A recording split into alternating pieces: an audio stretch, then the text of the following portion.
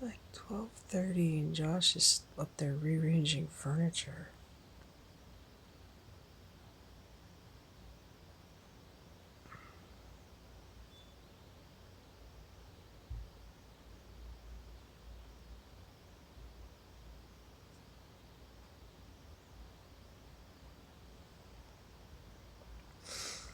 Okay, if you pay your rent on time, anything goes here in this apartment complex. The only thing Persod Properties cares about is collecting your rent on time. If you do that, you can do whatever you want in your apartment, no matter what time of day or night it is. Don't move here. Do not move to the Waldorf, especially if you have kids. This is not a place to raise kids. Don't move here.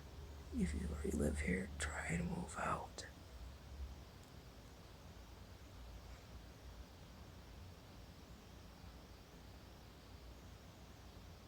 I don't know why Josh feels the need to rearrange furniture and stay up all night.